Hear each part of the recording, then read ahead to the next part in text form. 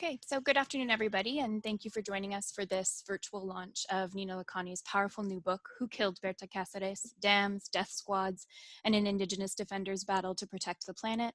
I know many people will still be joining us, so we're going to get started just because we have a very exciting and packed agenda and people can join us throughout. My name is Ailish Morgan-Weldon, and I'm the National Action Coordinator for Amnesty International Canada. I'm joining you today from unceded Algonquin and Anishinaabe territory in Ottawa. It's important for me as a settler and for all of us to acknowledge the territory that I'm joining you from, even as we're in this virtual space. We're here tonight to discuss the work of Berta Caceres, an Indigenous Lenca woman, and her defense of Indigenous territory in Honduras. As part of our support of that struggle, we all need to do the work to learn the history and the struggles of the land that we're on and the ways that we are complicit in violence against the land and against Indigenous people. I would encourage everybody to introduce themselves in the chat and let us know your name and what territory you're joining us from, where you're joining us from. We're honored to spend the next hour with two incredible guests, Nina Lacani, author of the book, and Salvador Zuniga Caceres, son of Berta Caceres and spokesperson for the organization she led, COPIN. Nina will read from the book, and then we will have a conversation moderated by our Honduras campaigner, Kathy Price. We are recording tonight's launch, and it will be available to everyone tomorrow on Monday. We are also offering simultaneous translation this afternoon between Spanish and English. To access the translation, please select the interpretation button at the bottom of your screen. It looks like a little symbol of the world, and select the language that you speak. So if you need translation into English, select English, and if you need translation into Spanish, select Spanish. There will be room for questions at the end of tonight's session, but please feel free to type questions at any time, either in the chat box where folks are introducing themselves right now, or in the Q&A section. We'll be monitoring the questions throughout and keeping track for the session at the end. If you're joining us on Facebook Live, welcome as well, and please feel free to ask questions at any time in the comments. So I'll be here in the chat the whole time to offer support, but now I will pass it off to our host tonight, Kathy Price. So hello everybody in the different time zones where you are. Thanks so much for joining us.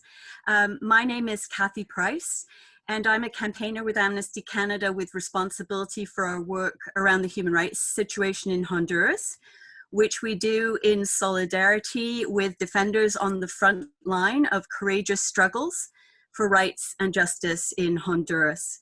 I'd like to begin by acknowledging that I'm joining you today from Dish with One Spoon territory, where I'm a settler.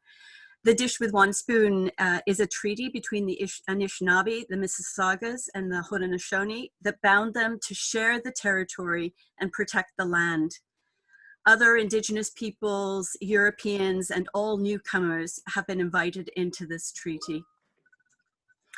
We have the enormous privilege this afternoon to hear from two special guests, two incredibly courageous truth tellers. I'm going to start with Salvador Zuniga Caceres, is the son of Berta Caceres. He's a member of the organization that Berta co-founded, the Civic Council of Popular and Indigenous Organizations of Honduras, known by its acronym COPIN, which defends Indigenous rights and the environment. COPIN has been under constant attack for daring to challenge powerful economic interests in defense of human rights and refusing to stop pressing for justice, for real justice. It's a great honor to have Salvador with us today to speak on behalf of COPIN and Berta's family. So welcome to Salvador. Nina Lacani is a respected journalist, currently environmental justice correspondent for The Guardian US, following 7 years of reporting in Central America. And we will have a chance to hear from her today with regard to the incredibly powerful, indeed riveting book that she has written about the life and death of Indigenous earth defender Berta Caceres. A book that tells the story of Berta, the story of events in her country that shaped her, and the story of an inspiring struggle for justice and a new way forward. I can tell you that the book is getting glowing reviews from respected experts. Here's what John Knox, the former United Nations Special Rapporteur on Human Rights and the Environment, had to say. A marvelous book. Berta Caceres was an unforgettable individual, but also emblematic of environmental defenders around the world who stand up at great personal risk against the forces of economic greed and political corruption.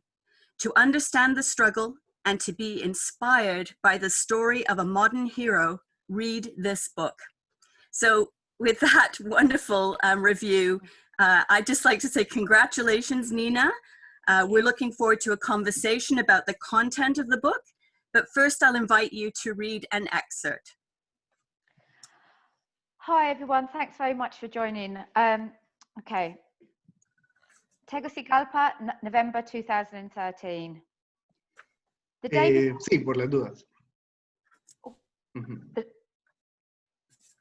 the day before the general elections, Berta Caceres was downtown in the capital, Tegucigalpa, informing international observers about the wave of violence and criminal persecution that had been unleashed against her, Copin, and the Rio Blanco community for opposing the Aguasarca Dam.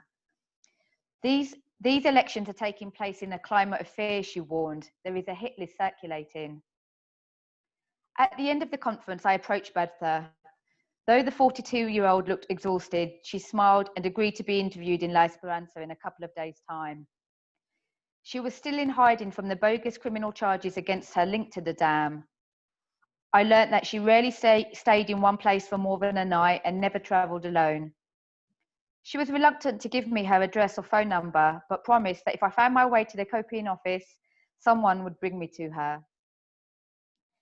This was my first visit to Honduras, and with no smartphone or GPS, I got lost leaving Tegucigalpa, so it wasn't until mid-afternoon that I arrived at the Copin headquarters. Berta's deputy, Thomas Gomez, escorted me to the gated family house where she was waiting, anxious to get on the road before dusk to her safe house for that night. She was solemn but warm, and we chatted for an hour or so in a shady angle of the pretty floral courtyard while drinking sweet black coffee served by Doña Austra, her mother. The house is located on the corner of an L-shaped residential street, several blocks from the bustling town centre. It felt tranquil, especially after the draining traffic fumes of the capital, but twice Berta stopped in mid-sentence. They're always watching me, she said. Who are? I asked. The army, the police, the government. Patrol vehicles and cars with tinted windows and no number plates cruise past the house, day and night, she said.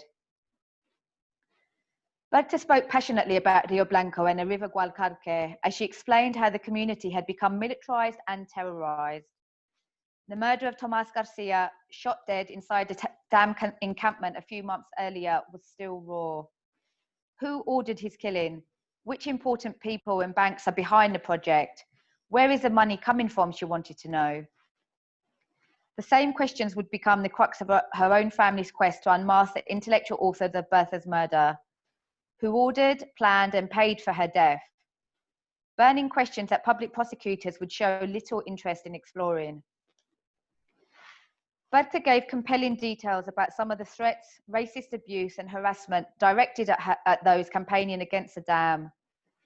Sometimes the abuse was dished out openly in front of police during protests, but most commonly came via text messages and anonymous callers. I'm not free to walk alone or to swim in the sacred Gualcarque. I'm separated from my children. I cannot live in peace. I'm always thinking about being killed or kidnapped, she said. I am a human rights defender. I will not give up the struggle. I love my country. It doesn't have to be like this. Truth takes courage, I thought, and real courage means fighting in spite of one's fears. At that point, Doña Austra came out and put a protective arm around Berta's shoulders.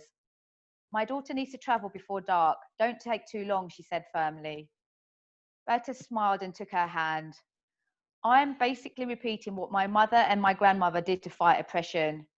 They also lived with accusations and threats, just like I am doing now. As we said goodbye, Berta made sure I understood how things worked in Honduras. The army has an assassination list of 16 wanted human rights defenders with my name at the top. I want to live. There are many things I still want to do in this world. I take precautions, but in the end, in this country, when there is total impunity, I am vulnerable. When they want to kill me, they will do it.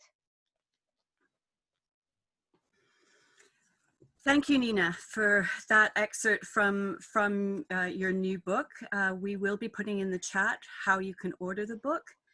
I wanted to now start with the first question and to ask you, you spent 7 years reporting from Central America and Mexico, covering countless compelling stories.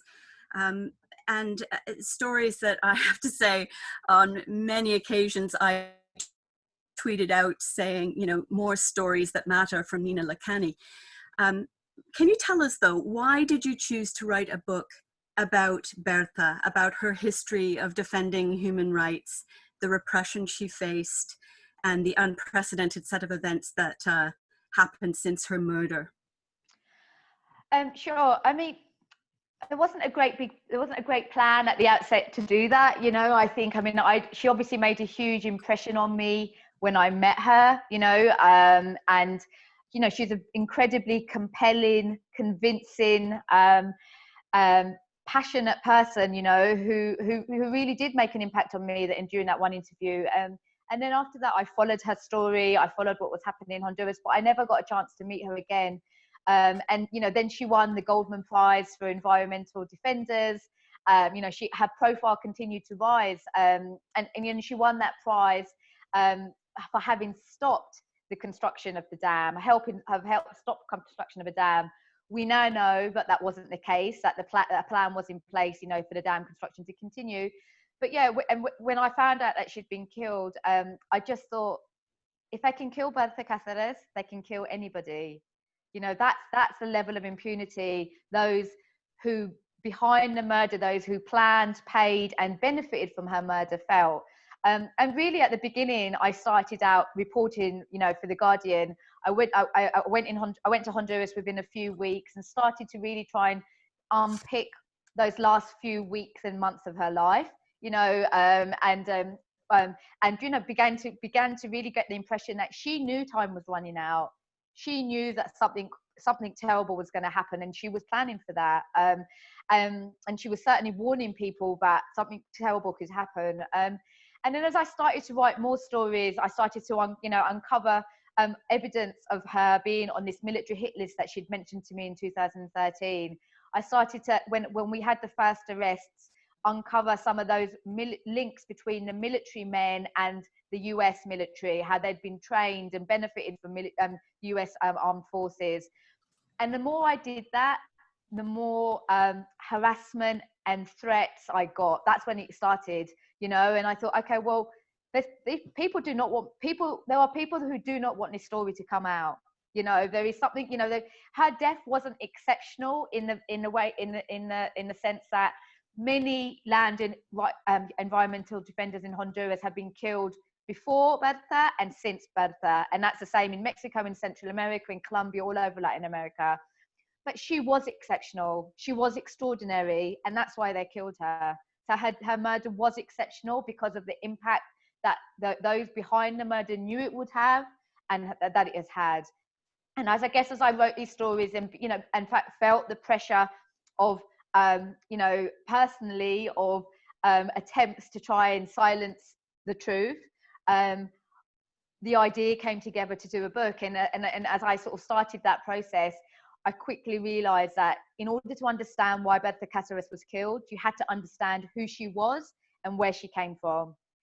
And to understand her life and death, you have to understand the economic, geopolitical, political, and social context in which she lived and died. And so that's what I've tried to do in the book. Thank you. I'm going to now turn the microphone over to Salva with a question for Salva. Nina's book, Salva, tells us, as she's been explaining, the story of your mother and what a committed, inspiring, incredible leader she was, engaged in so many struggles for social justice, for Indigenous rights, for women's rights, for the environment, in the face of great danger. What would you like us to know about your mother, about Berta, and what does it mean to you? Nina's book has now been released to, at this point, the English-speaking world. And just a note to everybody, to hear the interpretation, you need to go down to the interpretation button and choose English if you need interpretation to English. Salva is going to speak in Spanish. Buenas tardes a todas las personas. Good afternoon to everyone who are following this broadcast. There are so many things about my mother that I would like to tell you, especially our lives together. What I would like to tell you most about is that we know her as a personality, as an individual.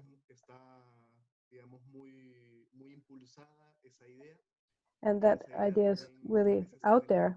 And sometimes we talk about her in a way to break through what she did in terms of her collective struggle. So I would like to say that everything that my mother does and did,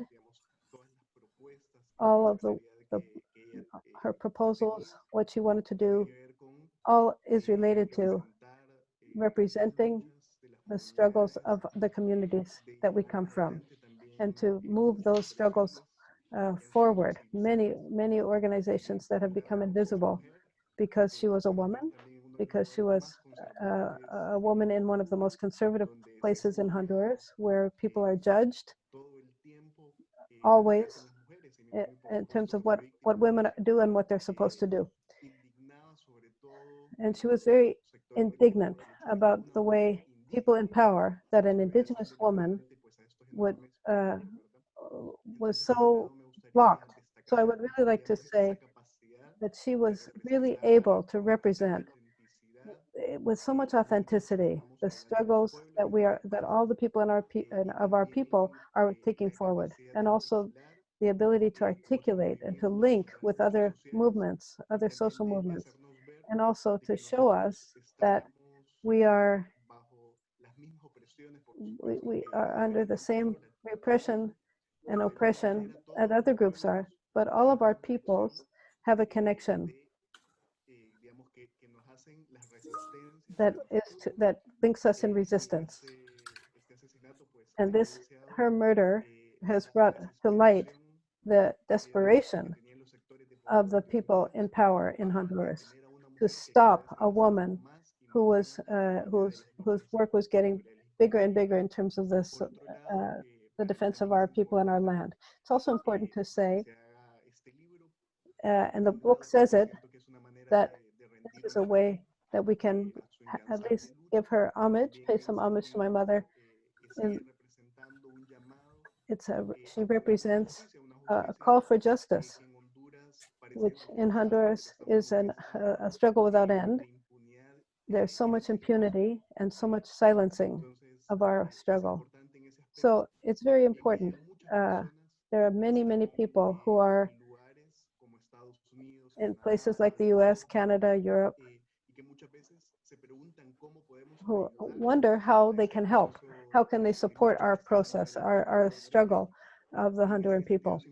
And it's very important to reveal that the situation that our peoples are going through have to do with the financing of all these large projects that countries like Canada and the US and Europe are financing in Honduras, and our government is just a continuation of a military coup.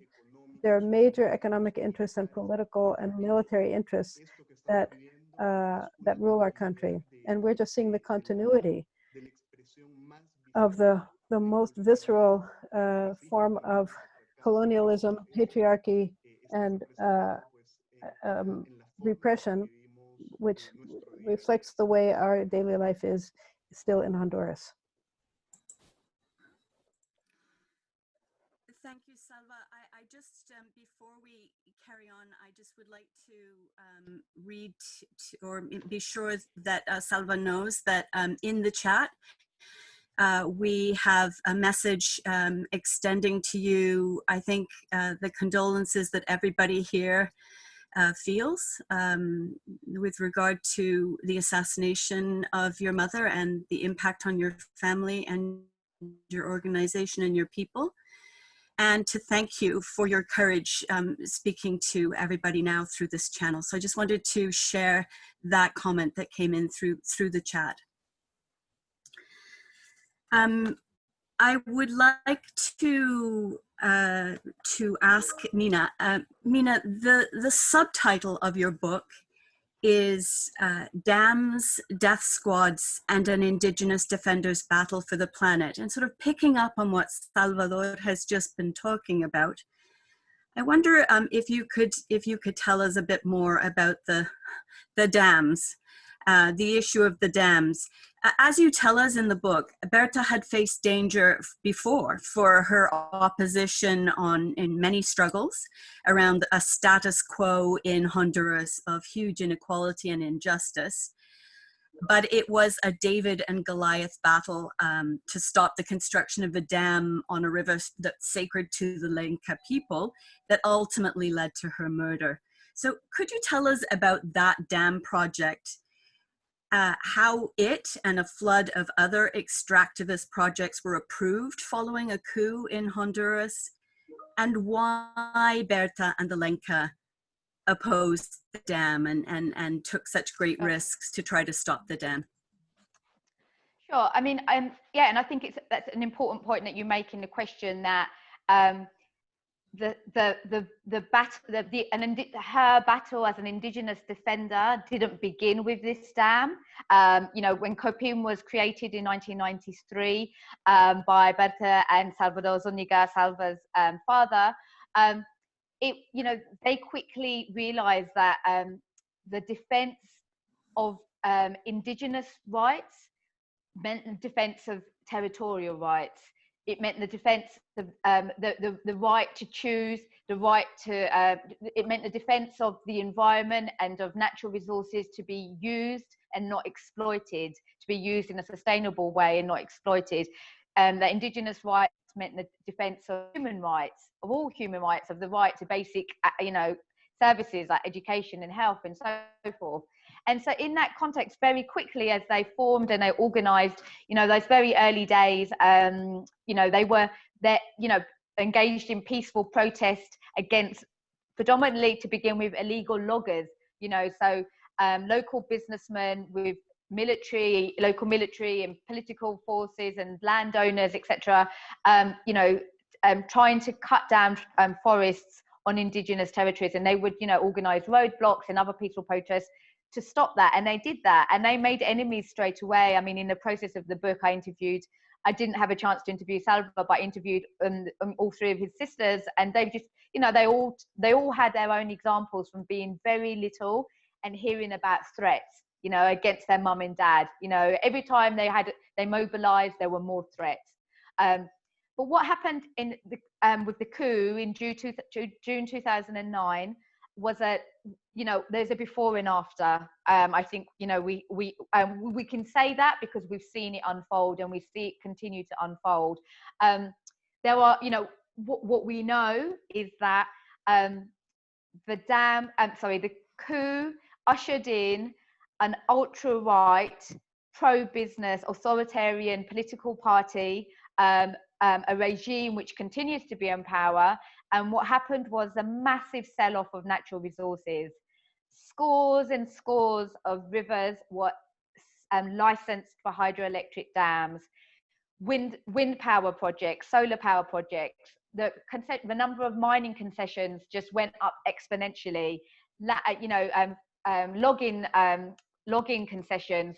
Land was, you know, land was which had I've already been, you know, local sort of rural people who'd already been dispossessed of their land. That sort of was extended further for cash crops like African palms and maize and sugarcane, which were, to ostensibly with the purpose of making biofuels and to be traded on the carbon credit market in the West. So you just had this unleashing of all of these environmentally destructive projects without any consultation, without debate in Congress. Many of these, for example, Agua Zarca, the dam on the Rio Guadalquivir, was one of many that were signed into law by Congress in late night sessions without debate, without consultation, without adequate environmental impact assessments. And these were predominantly sanctioned for indigenous and rural territories. These are massive, huge profit industries. We're talking about energy, mining predominantly, and the government, the regime, had at its disposal the whole state apparatus.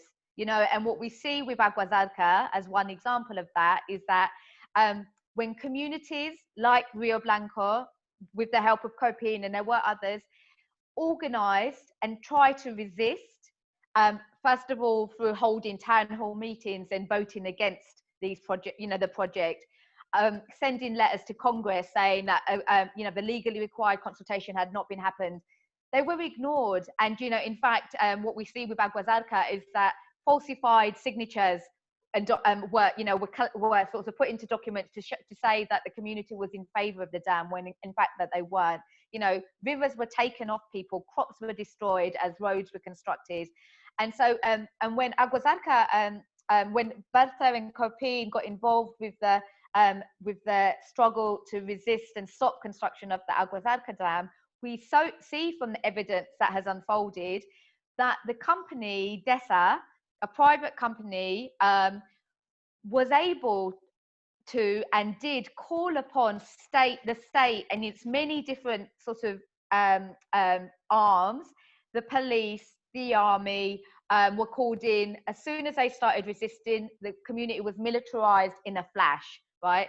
The arrest warrant that Berta had against her name, when I met her that time, that arrest warrant and charges against her and colleagues were initiated by the company. And we have telephone data, and we have senior people in the dam company talking about using money and political capital to get those arrest warrants issued.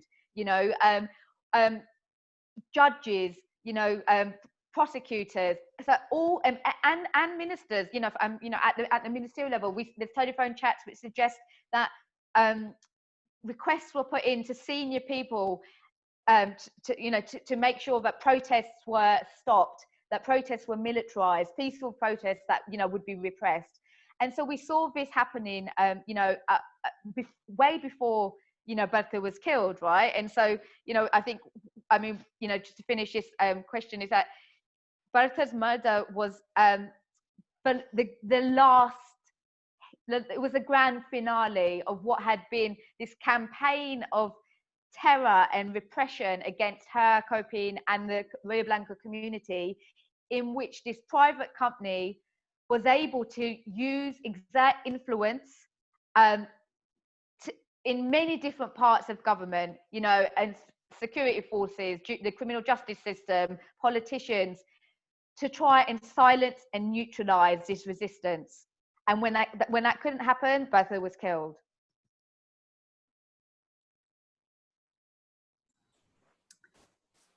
So Nina, you've just been telling us about the kind of tactics that were used to try to neutralize and then silence the opposition that Berta led. A question for you, Salvador. It must have been an incredibly, words fail me as to how to describe the situation of danger and menace against COPIN and against your family, your mother, in order to stop this work for rights and the environment. What can you tell us about how you coped with that and how people were coping with this increasing risk.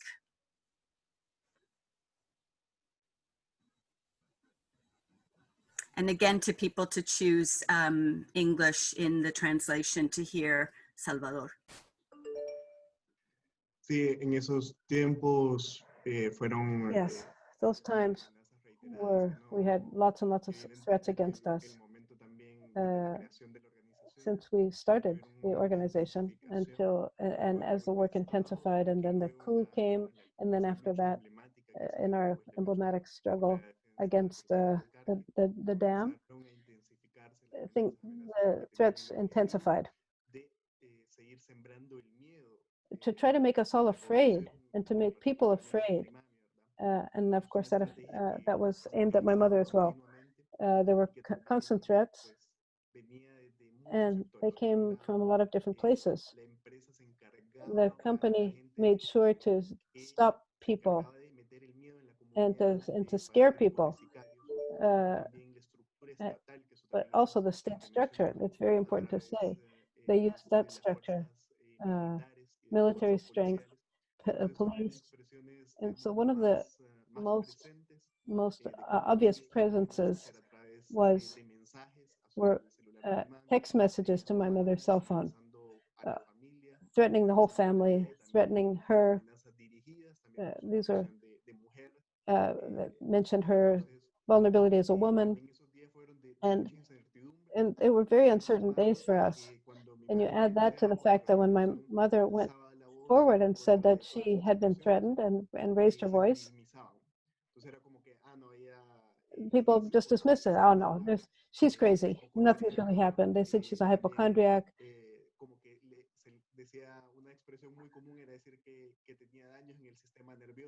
And they said she was very nervous. She must have had a nervous system disorder. They had all these explanations to discredit her and to denigrate and minimize her strength because she had stepped forward and had raised these issues. Of course, for us, it was frightening. We were scared for her, but all these threats also went extended to all the people in the organization. And our friends, lots of people who we were very close to were also receiving these threats. And so that's what we felt. But we thought that these were very important struggles, and the government really wanted to neutralize this. But we've been dealing with these issues for years and years and years, and we have people who've been resisting for many, many years. And we said, no, we cannot let this struggle be neutralized. We must go forward.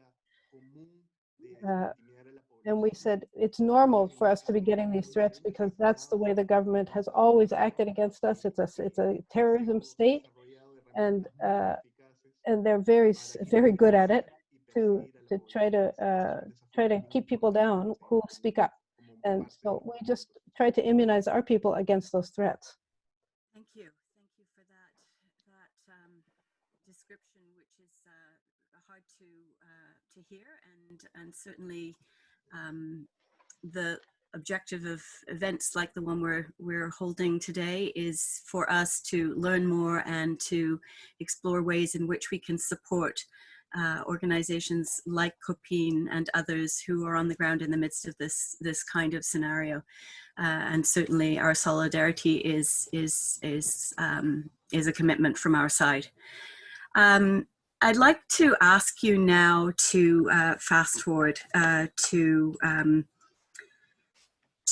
March 2nd, 2016, and it's painful to talk about this. I'm sorry to have to talk about this with you, Salva, but just to ask you to, Nina, if you could move forward to that part in the book where you do talk about learning the terrible news, the shocking news that Berta Caceres had been gunned down in her home.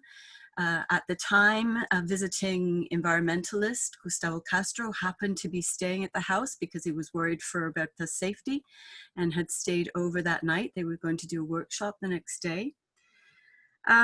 He was shot, but survived and became an important eyewitness.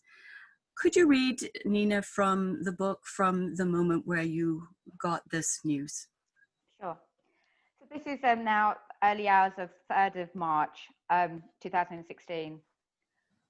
I was on holiday in Baja California and woke up to a string of missed calls from my Guardian editor. Berta Caceres has been murdered. Call me as soon as you get this.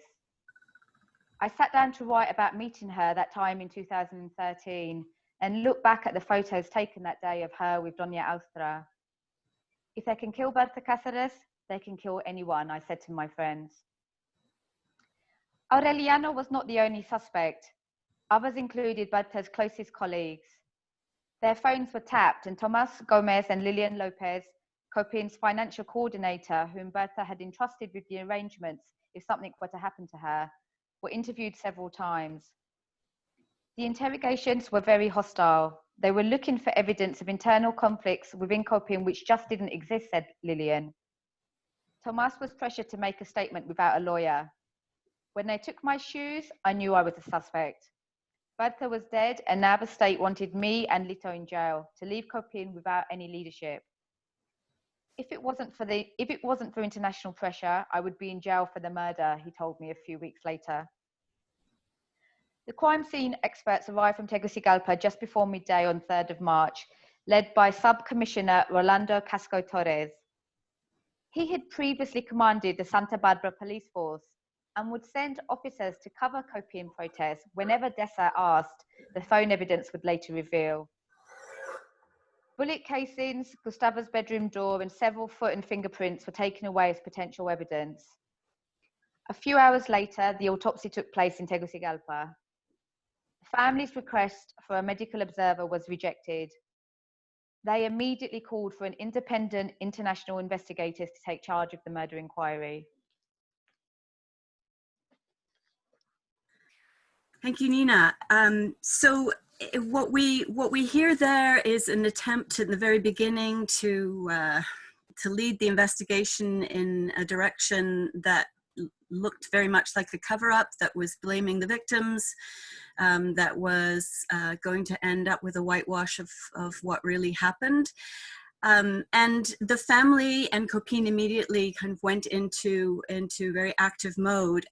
Salvador, could you tell us what the family did, what your family did, and of course members of Copin, to try to mobilize the international community in order to put pressure to ensure that this was not yet another case of an environment defender, of a human rights defender whose assassination would end in total impunity?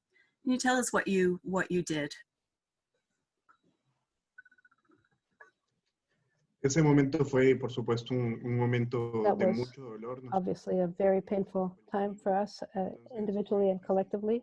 It was very difficult to start to think about a process of struggle so that there would be some punishment for those who were responsible for this event and who was really behind it.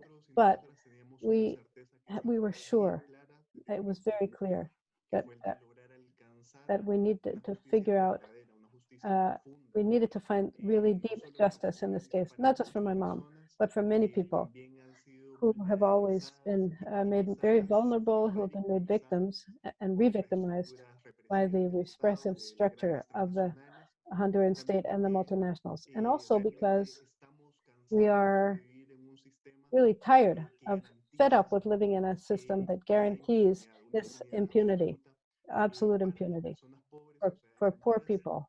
In Honduras, for someone to be punished for killing a leader would be completely unthinkable. So we started this struggle with that in mind, and we said there will be justice. We will try to find deep justice in this case. So we went to our ancestral practices, which was to strengthen ourselves, which is really important for us in our practice of struggle, and also to mobilize, go to the streets and to call out this against this impunity. And it's been very important for us, something that my mother always showed us with her her own model, her own example, was to reach out to other organizations and to tell people this was very important, especially to link up with uh, groups in against the large companies that finance the projects in our country, because that was one of the big things behind this government's action. It's just because Honduras is a great country for people to invest in and to be and not have to worry about any laws governing what they do. So this we wanted to hurt the company economically by going back to funders in the U.S. and Canada and Europe, the people who are financing most of Honduras's budget, especially through repression. The Honduran army, for instance, is financed by the U.S. government. So all this, we tried to generate some clarity and to talk about how clear we were that we were going to have to get to the real authors of this act and the influence of other countries in what was happening in our country. And we knew that they would be trying to isolate my mother and think of her as a person alone rather than think of her as linked to a major movement within our country. But we also said that Berta Caceres, and opposition said they wouldn't want Berta Caceres wouldn't want all these people involved in this. So it was their strategy, very perverse, to especially in the media, and the media, of course, is linked to our government, to try to minimize this struggle. I'd like to focus now on the investigation that did take place, and to just underscore that while your book, Nina, is an absolutely riveting read, I couldn't put it down.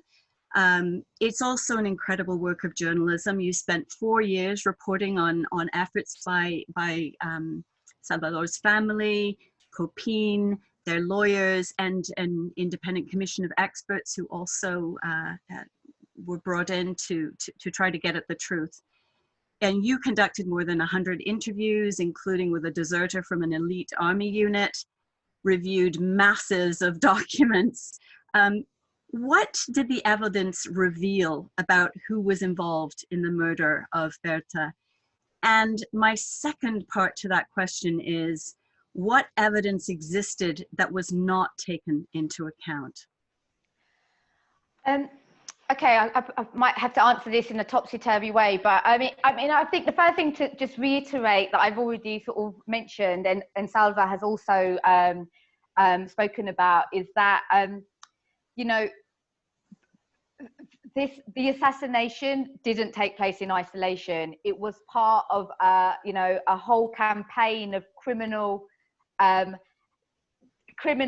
and terror imposed by the company, its sort of, and its security forces and its hired thugs, its paid informants, and the state apparatus, right? And so you had this whole spectrum of incidents and tactics, from threats, from bribes, attempted bribes, dividing the community, criminalization, sexual harassment, also all of it, you know, befriending or attempting to you know, pretending to befriend Berta to get her trust, you know, all of these things were happening, and so what the evidence really shows is that it really it shows that the murder cannot be taken as an isolated incident.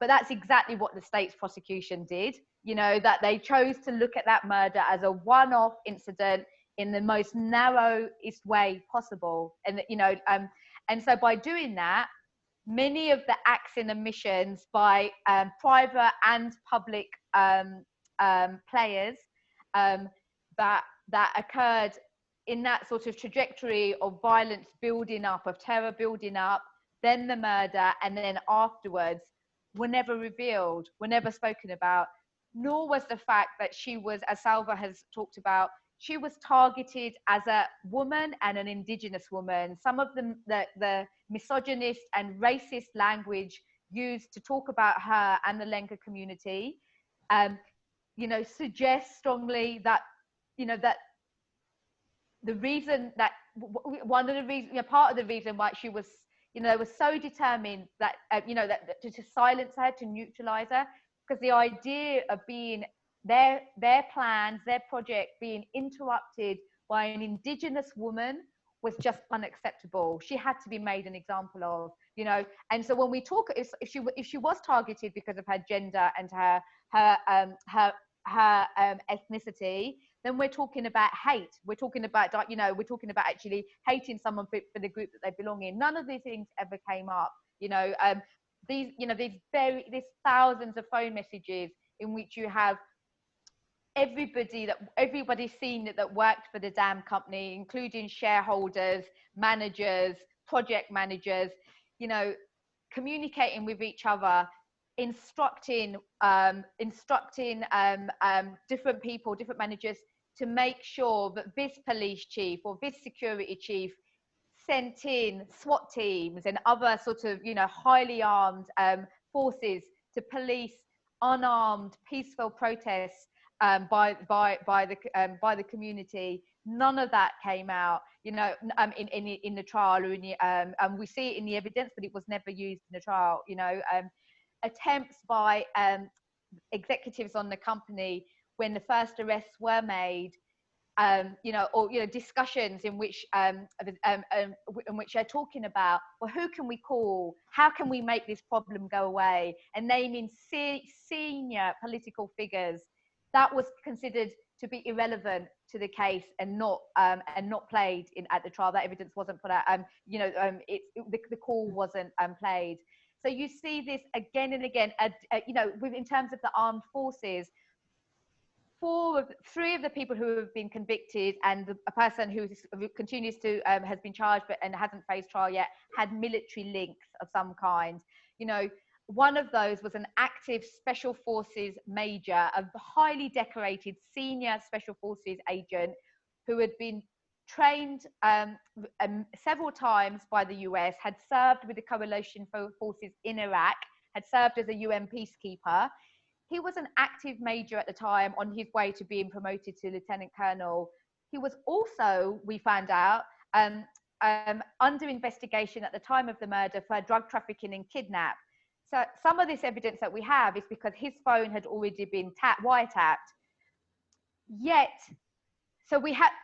And the day he's arrested, he is sacked. He's given a dishonorable discharge by the armed forces, and there is a clear attempt to draw a line under his involvement as a bad apple. There's nothing to do with the armed forces.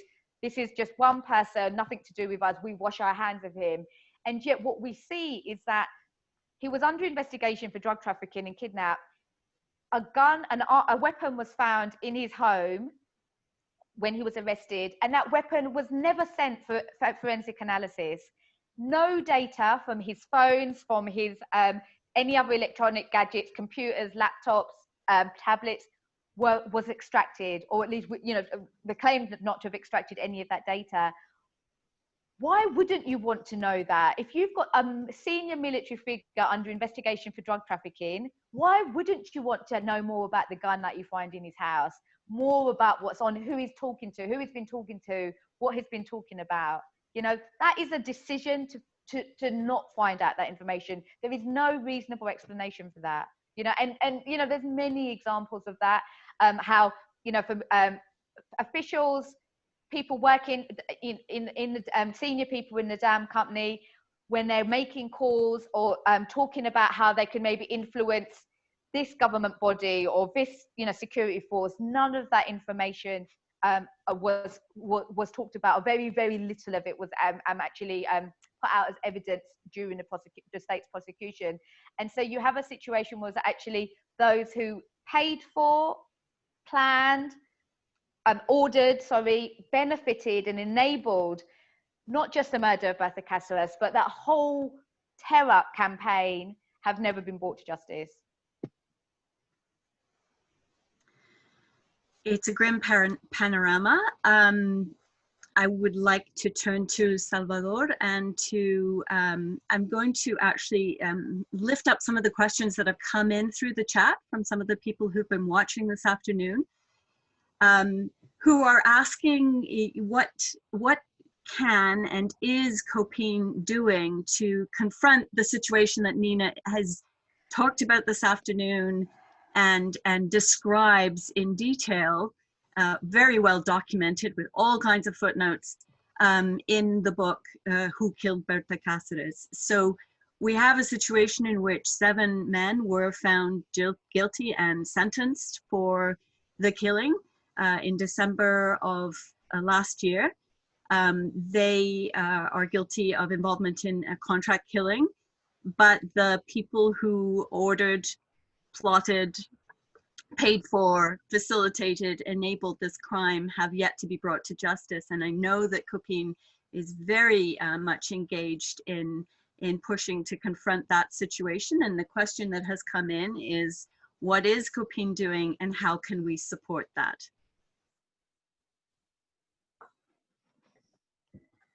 Sí, es importante decir que estas personas que han Yes, sido it's important to say that the people who have been convicted de are bajo rango, son low-level people.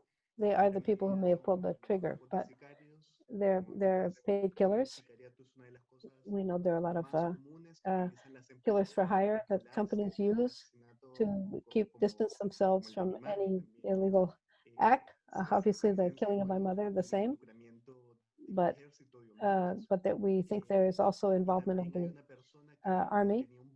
And there was also a person who had a close link, with the company, with DESA, the company, the hydroelectric dam company. So we understand how important it is because there's total impunity in the whole government, and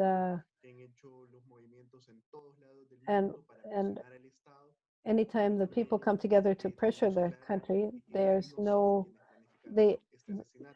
it's very hard to get to the people who actually planned the repression against us.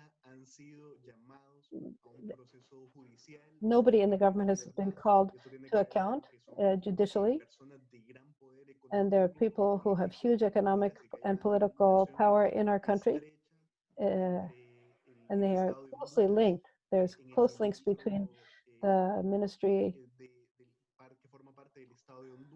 the ministers in the government and the army. So the efforts that we are making to try to move the judicial process forward, it's pretty tough go. But we have a task of continue resisting. This dam has not been canceled. This dam project has not been canceled. It's still going forward. It's not active at the moment, but they never canceled the concession. And it's the same goes for hundreds of other extractivist projects, including logging and mining. The power of the banana companies is still huge in our government.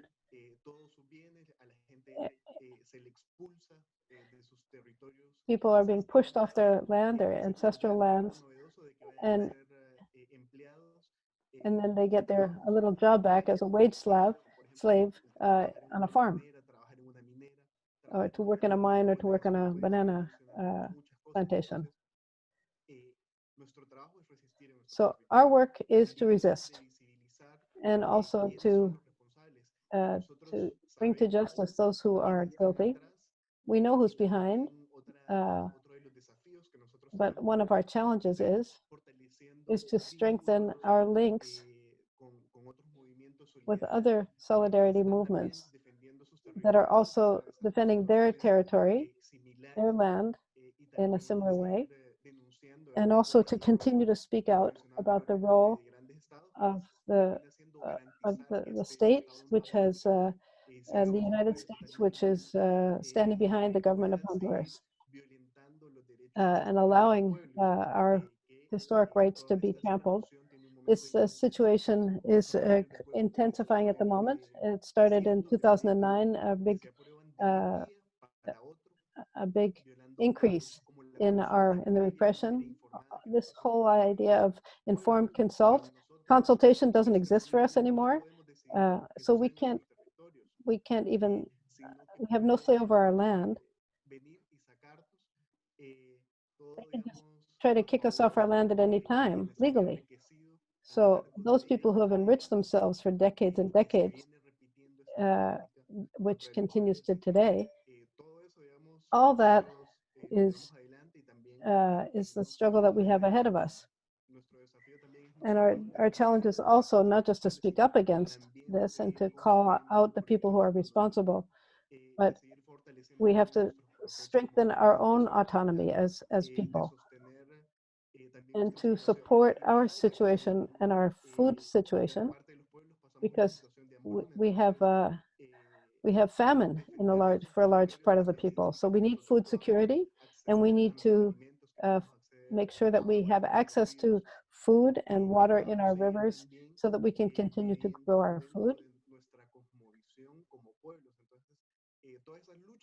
So all of these struggles that seem smaller are completely fundamental to our ongoing success as people resisting on our land.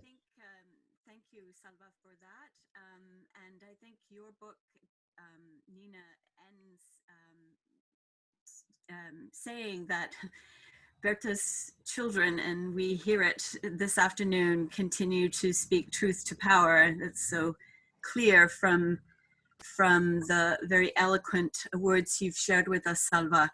Perhaps a question to both of you, whoever would like to jump in first, again, coming from the chat, from people listening this afternoon, asking again about what can be done, and what can be done from Canada to be part of the solution and not the problem.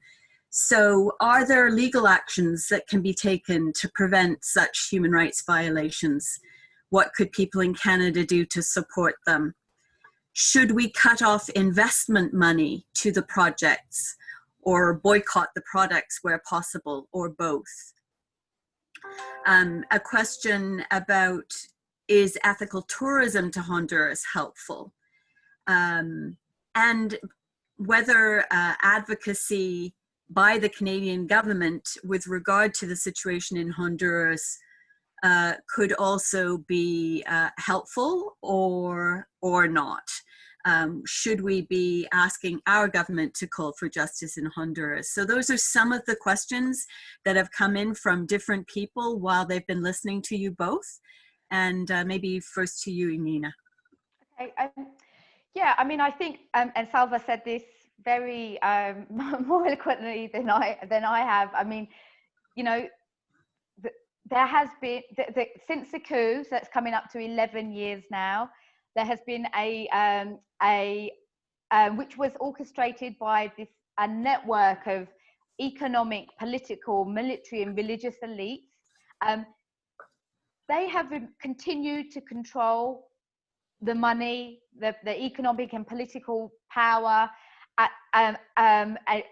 in Honduras since then, and have been propped up by the international community. But you know, the fact is that after the coup, there was a few months of aid being withheld or withdrawn, but Honduras was soon open again for business, and everybody, many other countries have been involved in that and have benefited from it. You know, and I think I'm not aware, and a single project on indigenous territory in Honduras and in many other countries in which the legally required consultation has taken place, has been done before the project was sanctioned. Now, Canadian investors, the Canadian government, like all others, cannot say they don't know that. They do know it because communities are telling them all of the time. We cannot say we don't know. We do know. People are telling you. People are being killed and terrorized and criminalized. So we do know, and we have a responsibility to look harder, to ask better questions, to ask bigger questions. You know, the green energy revolution is urgent. You know, we have to stop our reliance on fossil fuels, on you know, on dirty energy. But we cannot call the green energy clean energy when it's covered in people's blood. You know, we cannot. It has to be economically just, and it has to be politically just. You know, we can sit very happy in our homes thinking about solar power projects, wind power projects, hydroelectric, whatever happening in other countries, Honduras and way beyond. You know, but if those projects are being imposed, if they are generating forced displacement, if they're generating violence and conflict and misery, if they are taking away indigenous lands and forcing people to migrate to cities and to risk a dangerous migration passage towards a hostile country, which is the US, we have to ask, I mean, these people are not collateral damage. We cannot accept this as collateral damage. There can be no clean energy or green energy revolution that is not economically, environmentally just, and that is racist in its imposition, where indigenous communities are considered to be collateral damage, are considered to be, you know, just that investors and states considered are happy to sacrifice. That can't happen. And so we do have a, you know, Canadian mining has got you know, is infamous for its record, for its dire record in human rights violations across the globe. I've done a lot of reporting of that in Guatemala, for example. You know, Canadian politicians, functionaries, embassies cannot say they don't know. They cannot say that they don't know that, and yet they support these investors, these companies.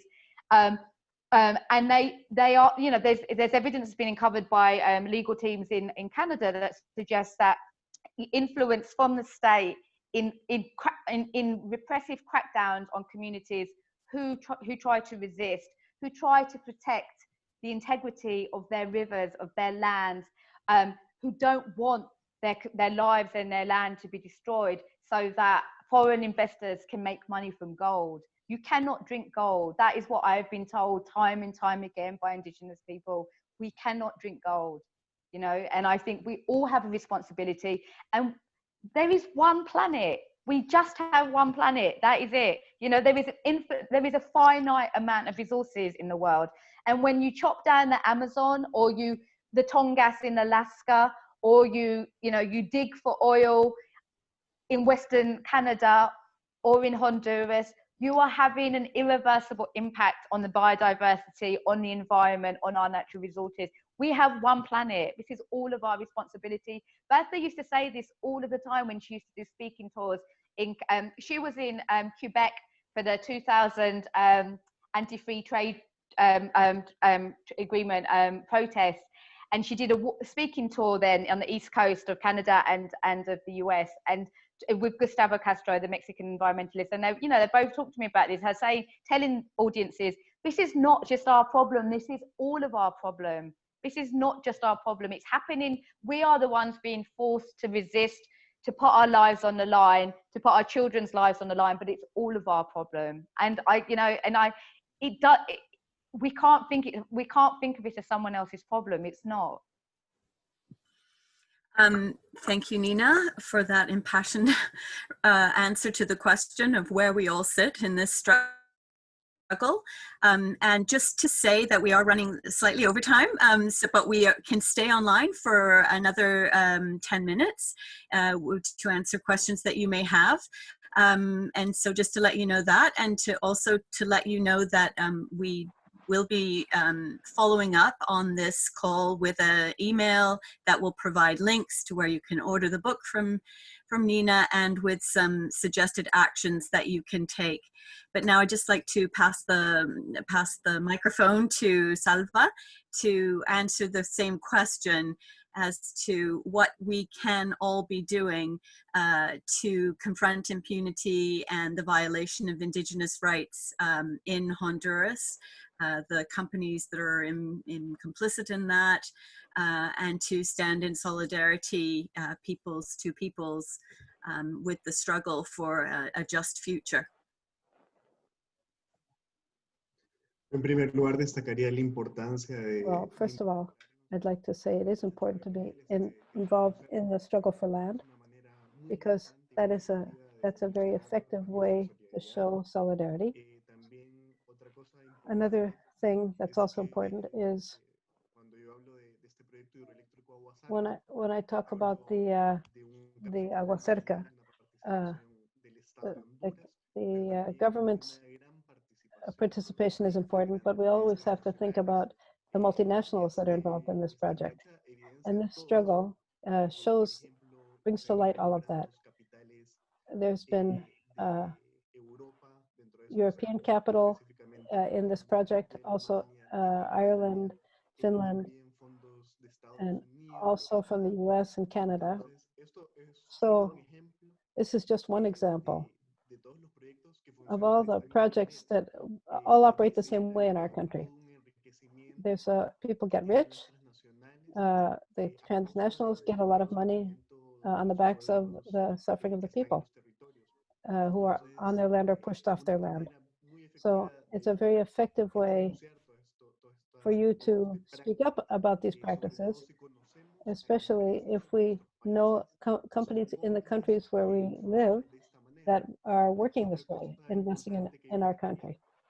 So I would say, I would highlight that something that seems so far away, or such a difficult reality that we have talked about, but it really is like this. What we're telling you is true. So it's important for people to understand what really does happen in our countries, to get more involved,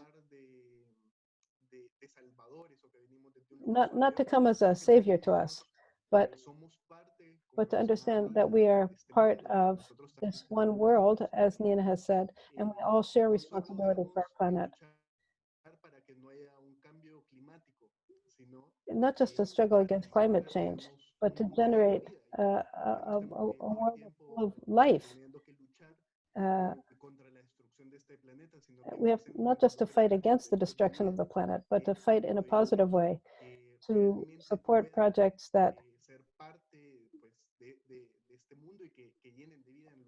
will fill our world with life and not destruction, which we are seeing now.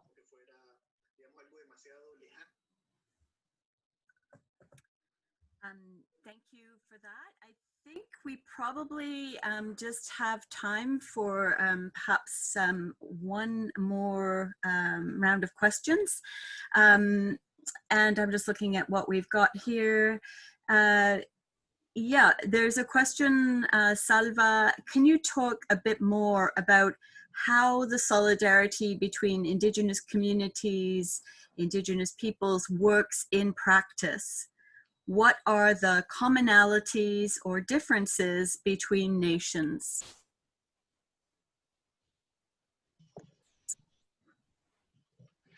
Pues dentro de Honduras, well, in Honduras, this role of getting to know each other among indigenous groups has been fundamental, because we share with other peoples. We realize that we have very similar situations. All of us are affected by repression, the imposition of fear, which has come over the decades and centuries. So on one hand, but another fundamental thing is to recognize the resilience the resistance that has been continuous.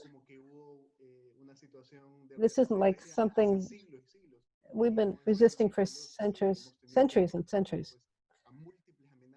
We've had multiple threats for forever, and that's because of the complicity. But for us to link up together as indigenous groups has helped us continue to resist. And another important thing is that we can share the way we live with each other and what we have lived through and different expressions. And that's very important in terms of our resistance, because that's a practical way of breaking through anything that divides us, because we all live on the land. The land is a primary resource,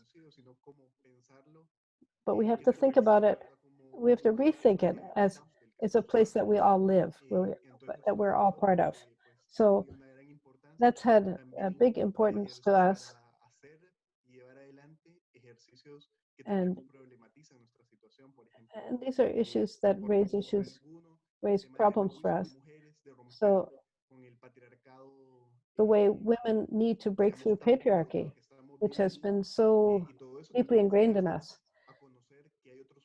and to realize that there are other peoples that have made progress on that, and we can share information with them and learn different ways of resisting, learn from each other on what has been effective. I'm going to jump in just to say that we are coming to the end of our time, and I want to share with you that there have been, as I'm listening and watching the chat at the same time, many thanks for your words this afternoon and for your work and your the defense of indigenous rights and the environment that COPIN is doing in Honduras, and the connections between the struggle of COPIN and so many similar struggles in so many places, including in our country, Canada.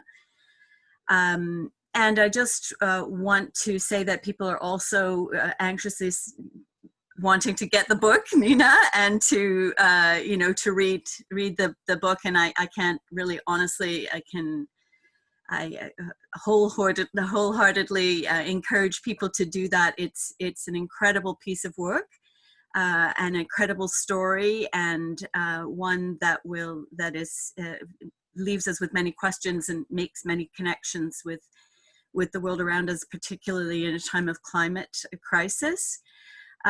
Maybe just the last word to you, Nina. It's hard to know what to ask you at this point, other than what would you say to us at this particular moment in time, and that you learned from this incredible 4 years of research to write this very important book. Just two things really quickly. I mean, one, to say that, who killed Berta Caceres is a question that has not been fully answered, and I feel like my book raises more questions possibly than it answers. So, and so this story is far from over. The struggle is far from over for justice. It has only been partially served. And just the other thing is to add to what Salva was just saying, one thing that was a joy to discover when I interviewed people for the book was just, how much of Berta's education, her evolution as a leader, her formation, what came from visiting and spending time with indigenous communities across the world. She, with First Nation people, with Native Americans, in Europe, in Asia, and that learning, people described her to me as a sponge, that she would sit and listen. And what made her such a great leader and so dangerous was that she had this incredible capacity to understand and explain local struggles in a global context. That she could be talking about a struggle in Kurdistan, or I don't know, Malaysia or Canada, and she would be able to, with the details of that struggle, be able to connect it to struggles of indigenous peoples over continents and over you know, centuries, as Salva has rightly said, and explain and understand them in the global economic and political and military and social context. That's what made her, she was so smart, you know, like that's what made, and she was such a great convincer and compelling person that could bring people together, you know. But I think that capacity, what she learned from other Native communities across the world,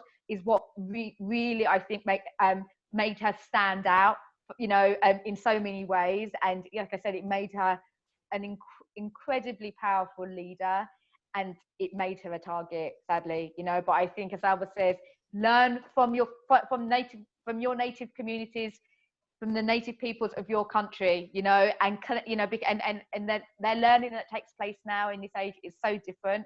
It's so much, you know, the world is so much more connected, and I think that is one good thing about that, you know. But I think, like Salva says, you know, the struggles have more in common than they have apart.